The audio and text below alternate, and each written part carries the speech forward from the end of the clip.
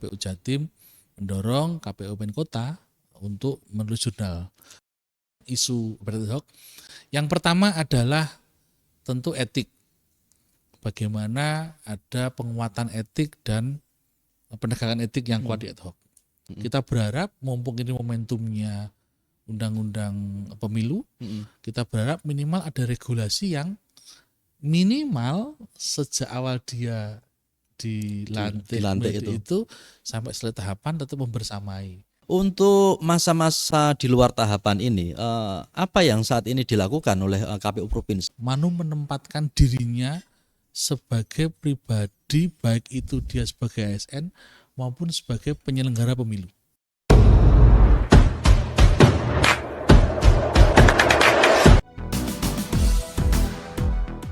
Assalamualaikum warahmatullahi wabarakatuh. Hai teman-teman semua, selamat datang di podcast KPU Kabupaten Nganjuk. Podcast yang akan menemani Anda dalam mengenal lebih jauh tahapan dan inovasi pemilu, baik di masa tahapan maupun di luar masa tahapan pemilu. Bersama saya Cak Bagi akan menemani Anda dalam obrolan inspiratif. Kali ini dengan tema kegiatan SDM Litbang KPU dalam masa tahapan dan di luar tahapan pemilu. Nah, seringkali masyarakat melihat Komisi Pemilihan Umum pada masa di luar tahapan ini tidak ngapa-ngapain. Nah, untuk mengulas lebih jauh terkait dengan hal ini, hari ini saya sudah ditemani oleh tamu yang luar biasa, Divisi SDM dan Litbang KPU Provinsi Jawa Timur, Bapak Eka Wisnu Wardana. Apa kabar Pak Wisnu? Alhamdulillah. Sehat ya? Semangat. Harus semangat. Sehat semangat. Iya. Oke. Nah, baik, untuk bincang-bincang kali ini karena tamu saya spesial yaitu dari KPU Provinsi Jawa Timur, maka Pak Wisnu ini akan mengulas banyak terkait dengan kegiatan-kegiatan KPU di luar masa tahapan pemilu, terfokus pada kegiatan masalah Litbang dan SDM. Nah, apa saja? Gimana Pak Wisnu? Ini untuk kegiatan KPU ini orang kan melihat bahwa masa tahapan di luar pemilu ini KPU santai-santai saja. Nah, bisa dijelaskan terkait dengan penataan SDM atau Litbangnya KPU, ngapain saja sih untuk saat ini? Terima kasih Cak Begi. KPU di luar masa tahapan memang kalau bilang santai ya sebenarnya tidak santai sih. Masih banyak kegiatan-kegiatan. Awalnya memang saya menduga pada awal-awal saya menjadi KPU Kabupaten di masa tahapan itu relatif landai, relatif santai. Ternyata banyak sekali.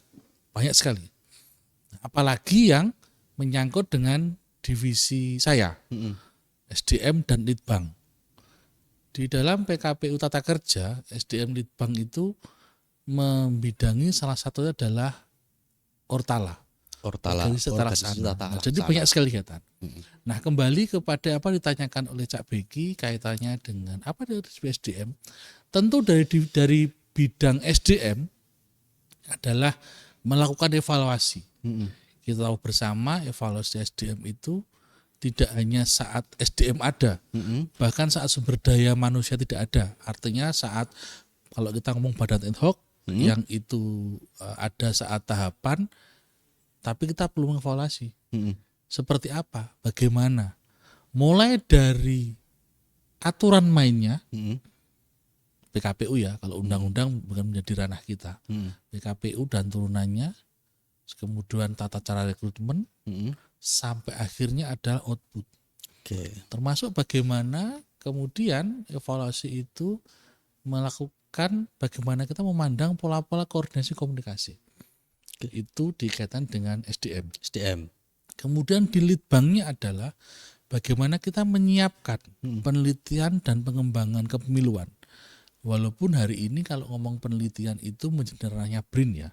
Tapi bagi kami di KPU Jatim bagaimana kita mengkaji dalam sebuah kegiatan-kegiatan kecil berawal dari evaluasi, kemudian kita mengkaji bagaimana seperti apa sampai mulai dari fundamentalnya, mulai dari undang-undangnya, masuk ke PKPU-nya, masuk ke turunannya.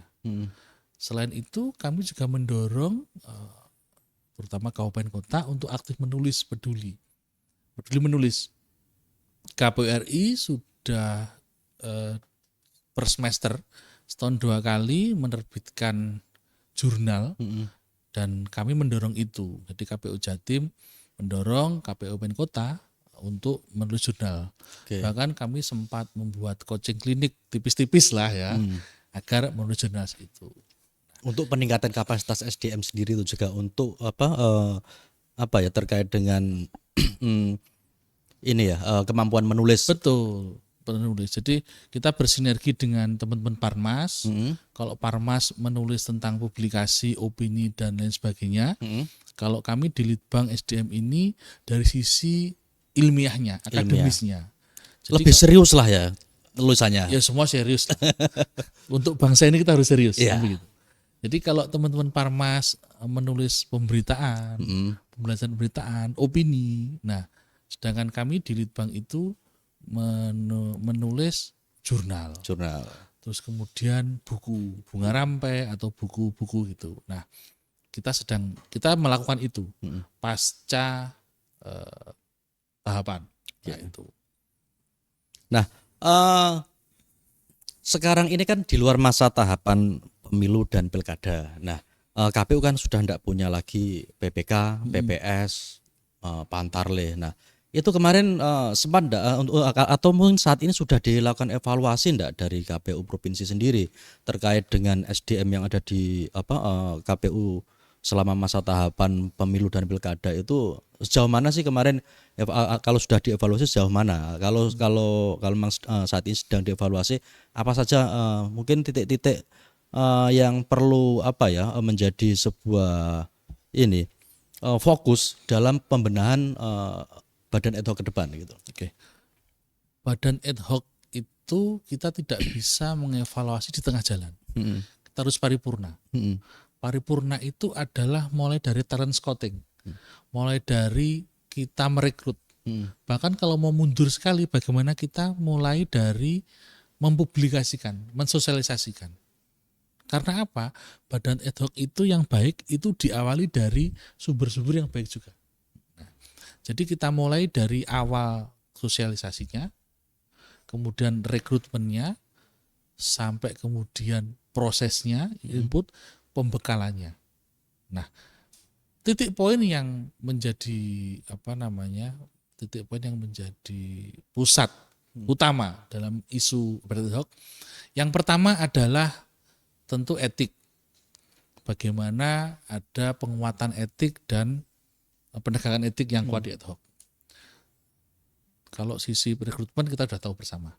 Yang kedua adalah bagaimana teman-teman KPU Kabupaten Kota itu betul-betul ada mendampingi. Terkadang teman-teman Kabupaten Kota itu dia tinggal instruksi pasti dilaksanakan oleh ad hoc. Tapi bagaimana instruksi itu bisa terlaksana dengan pendampingan. Proses di situ. Jadi tidak sekedar memberikan pembekalan, tidak sekedar memberikan pelatihan, tidak sekedar memberikan BIMTEK, tapi memastikan eksekusi perintah yang dilaksanakan itu ada pendampingan. Jadi tidak hanya menanti hasil instruksi, tapi proses menjalankan instruksi itu teman-teman komisioner pemerintah itu idealnya mendampingi. Dan yang terakhir adalah hubungan antara ad hoc PPK dengan sekretariat. Kita tahu bersama sekretariat itu bagian tidak terpisahkan dari badan ad hoc kita. Nah, di beberapa tempat itu ada masukan bagaimana mematenkan, tanda kutip, mematenkan sekretariat ad hoc itu betul-betul bisa bekerja dari awal tahapan sampai selesai. Di beberapa kota masih kita temui ada teman-teman sekretariat yang saat kemudian dilantik sebagai sekretaris atau staf itu 2 bulan atau 1 bulan dimutasi. Nah, sehingga ada pergantian, ada itu. Nah, itu yang menjadi fokus kita. Kita berharap mumpung ini momentumnya undang-undang pemilu, kita berharap minimal ada regulasi yang minimal sejak awal dia dilantik itu sampai selesai tahapan tetap membersamai. Harapannya apa jika nanti saat teman-teman komisioner, teman-teman KPU membutuhkan dukungan teknis dan administrasi, bisa diberikan. Terutama saat ada pemeriksaan-pemeriksaan. Nah, kira-kira begitu. Jadi untuk dukungan dari sekretariat badan ad hoc ke depan itu setidaknya harus dibunyikan lah ya di dalam regulasi sejauh ini dari evaluasi dari badan ad hoc yang dilakukan oleh KPU Provinsi Jawa Timur ya berarti itu. Karena berarti kemarin banyak ya ketika pas untuk masa tahapan pemilu maupun pemilihan gubernur itu kasus-kasus di beberapa kecamatan atau mungkin kelurahan itu ternyata personil sekretariat PPK maupun PPS itu di rolling sama pemerintah daerah seperti itu berarti. Sejauh pengamatan saya, hampir semua di kabupaten kota itu masih ditemukan ada pergantian sekretariat, baik di tingkat kecamatan maupun di tingkat desa atau kelurahan. Artinya apa? Begitu dia sudah berjalan, sudah tiba-tiba kemudian diganti, atau enggak kemudian dia pensiun. Nah, jadi hampir saya temui di pemilu 2024 maupun di pilkada masih kita temui itu. Kita berharap ada regulasi atau pijakan lah yang memungkinkan bahwa sumber daya manusia yang diberikan ke Pemda atau Pemkot, pemerintah daerah yang mendukung teman-teman di ad hoc itu bisa lebih mendekati paten lah, mendekati tetap lah minimal di selama tahapan itu tetap membersamai. Itu berarti emang dari kasus yang ditemukan atau terjadi bahwa dengan mutasi personil PPK maupun PPS atau ternyata dikasih personil yang sebenarnya dia jangka waktu pakainya ternyata tidak bisa membersamai sampai masa tahapan, itu sangat mengganggu berarti ya selama ini kalau KPU provinsi menilai gitu. Kalau dianggap sangat mungkin tidak ya, tapi setidaknya kalau terganggu pasti iya. Walaupun kita sudah memitigasi itu. Beberapa KPU kabupaten kota, Pak Sek atau Bu Seknya mampu memitigasi itu dengan bergerak cepat, kemudian dilakukan pelantikan dan diberikan pembekalan, termasuk pendampingan. Tapi setidaknya kalau ada regulasi atau apapun yang bisa memudahkan itu, tentu akan lebih baik. Artinya apa? Kalau yang bersangkutan ini mengikuti dari awal sampai akhir, dia bisa menyampaikan atau melaporkan secara paripurna terkait pertanggungjawaban yang bisa menjadi kewenangan mereka. Jadi intinya kesinambungan dari sebuah pekerjaan itu sangat penting pada personil ad hoc dan sekretariatnya ini, dan mereka ini ketika orangnya itu tidak berganti-ganti ini juga setidaknya ritme tahapan ini bisa dilaksanakan untuk dikendalikan dengan baik seperti itu berarti. Betul, ya. Betul. Nah, untuk SDM KPU sendiri ya, ini kan sebenarnya tidak cuman terbatas pada PPK, PPS, KPPS. Nah, di jajaran KPU Kabupaten Kota ada sekretariat KPU Kabupaten Kota, ada komisaris KPU Kabupaten Kota, di provinsi juga seperti itu. Nah, untuk masa-masa di luar tahapan ini, apa yang saat ini dilakukan oleh KPU provinsi untuk dalam upaya peningkatan kapasitas teman-teman sekretariat di Kabupaten Kota maupun di KPU provinsi sendiri? Karena sebagaimana kita ketahui kan Jawa Timur ini cukup besar dengan jumlah kabupaten kota yang cukup banyak. Nah ini bagaimana juga KPU provinsi memanage ini biar setidaknya dalam persiapan untuk pemilu 2029 ke depan ini juga lebih baik lagi seperti itu. KPU Jatim di bawah kendali atau panglimanya Bu Nani, sekretaris, menyiapkan segala kegiatan ya, peningkatan kelembagaan. Tidak ada peningkatan kelembagaan, juga peningkatan personal. Bagaimana meningkatkan kapasitas masing-masing sumber daya manusia. Kita tahu bersama mulai dari peningkatan kapasitas apa yang menjadi tupoksinya maupun life skill-nya. Jadi selain memberikan peningkatan kapasitas apa yang mesti dia lakukan, KPU Jatim juga memberikan peningkatan kapasitas yang bersifat life skill. Sebagai contoh, peningkatan kapasitas, kita ada pelatihan arsiparis, terus penguatan kelembagaan. Kemarin ada tata cara persidangan, protokol. Nah, life skill juga ada, itu kemarin pelatihan untuk fotografi. Bagaimana teman-teman pelatihan menulis. Nah, itu contoh-contoh yang bukan contoh, apa yang sudah kita lakukan sejak dari awal selesainya tahapan sampai hari ini. Dan peningkatan ini tentu menjadi terobosan-terobosan kita. KPU RI yang secara tegas, secara rutin sudah menyiapkan skemanya pelatihan, serangkaian pelatihan, bahkan saya tahu ada sipil ya, simulasi pelatihan itu online tuh ya. Oh ya. Bagi teman-teman sekretariat, bagi P3K SN. Nah, di samping itu KPU Jatim juga menyiapkan pelatihan-pelatihan bersifat life skill yang secara reguler dan secara hierarki KPU RI memberikan pelatihan itu, kita mengikuti. Nah, kita juga menambahkan hal-hal yang kita anggap urgent, kita anggap perlu, baik itu dalam meningkatkan kapasitasnya sebagai tupoksi, tugas pokok dan fungsi, maupun berkaitan dengan life skill. Life skillnya. Ini berarti kalau kita ngomong life skillnya ini kan tidak hanya berfungsi atau bermanfaat untuk sebuah kelembagaan, tapi untuk pribadi masing-masing personalnya itu ya. Jadi oke. Nah,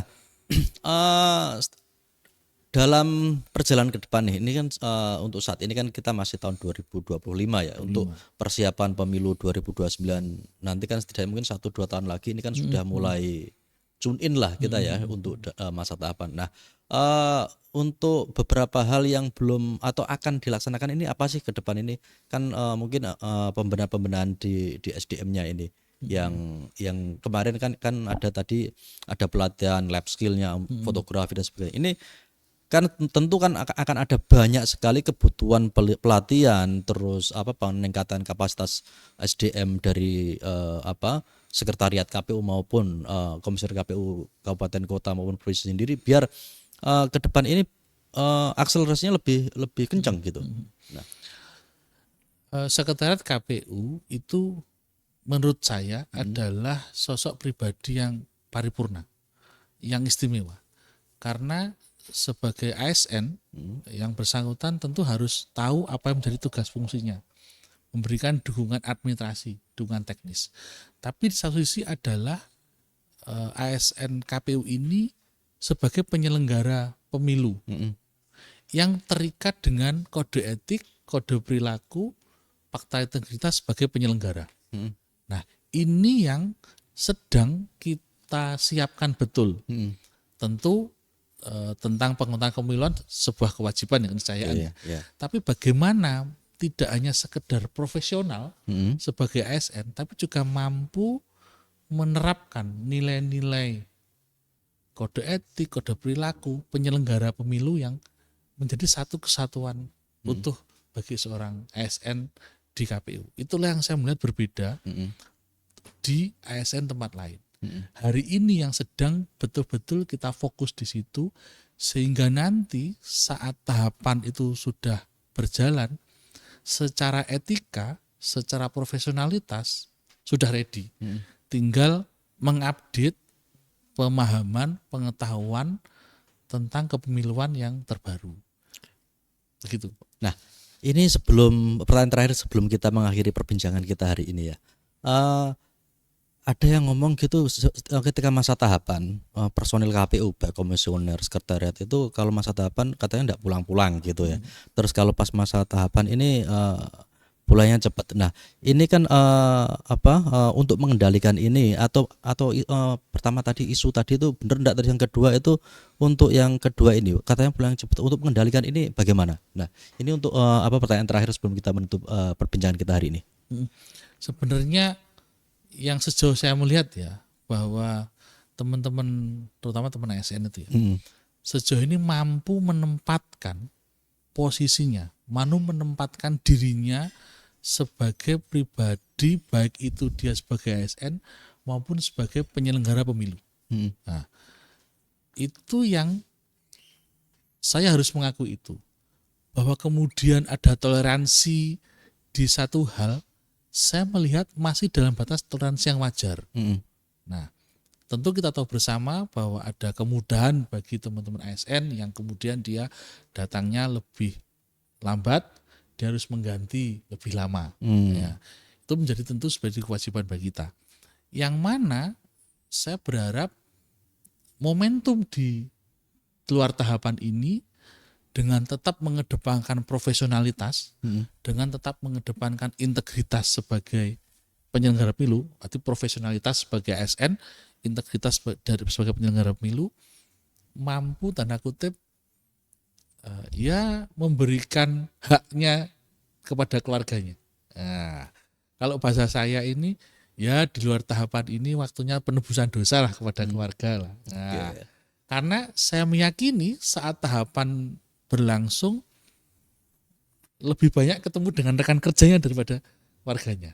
Jadi anggapan yang seperti itu sejauh saya melihat, saya meyakini teman-teman ASN punya tanggung jawab yang tadi. Satu sisi dia harus profesional, satu sisi dia harus berintegritas. Saya ingat kata Pak Sekjen itu bahwa integritas dan loyalitas ada satu tarikan nafas. Nah, itulah cerminan dari ASN KPU. Dia profesional sebagai ASN, dia berintegritas sebagai penyelenggara pemilu, dikemas dalam loyalitas satu kesatuan hierarkis yang diamanahkan dalam undang-undang pemilu. Begitu. Nah, ini yang menarik tadi, yang perlu kita garis bawahi, salah satu pernyataan yang bagi saya menarik adalah masa non tahapan ini bisa menjadi masa-masa penebusan dosa karena jarang ketemu sama keluarga itu.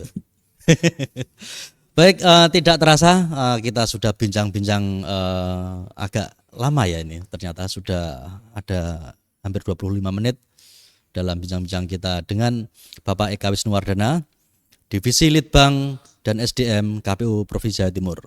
Terima kasih sudah berbagi wawasan luar biasa tentang kepemiluan dan cerita-cerita di balik penyelenggaraan pemilu dan Pilkada 2024. Dari perbincangan ini kita menjadi semakin tahu kerja-kerja KPU ternyata tidak cuma pada masa tahapan pemilu saja, tapi di luar masa tahapan pemilu ternyata KPU itu juga cukup sibuk. Nggak cuma melaksanakan tahapan, tapi sekarang adalah waktu yang tepat bagi KPU untuk meningkatkan kapasitas SDM-nya. Nah, jangan lupa follow akun Instagram KPU, X maupun media sosial yang lain. Nah, baik, terima kasih Pak Wisnu, kita Sama-sama. bisa sudah hadir di podcast KPU Kabupaten Nganjuk. Selamat menjalankan tugas kembali. Siap, terima kasih. Selamat beraktivitas kembali dan semoga kita bisa berpodcast lagi di KPU Kabupaten Nganjuk di masa yang akan datang. Baik, teman-teman milih semua, kita akhiri di sini perbincangan kita pada podcast KPU Kabupaten Nganjuk. Bersama saya Cak Beki dan akan bertemu kembali di podcast-podcast yang akan datang. Assalamualaikum warahmatullahi wabarakatuh.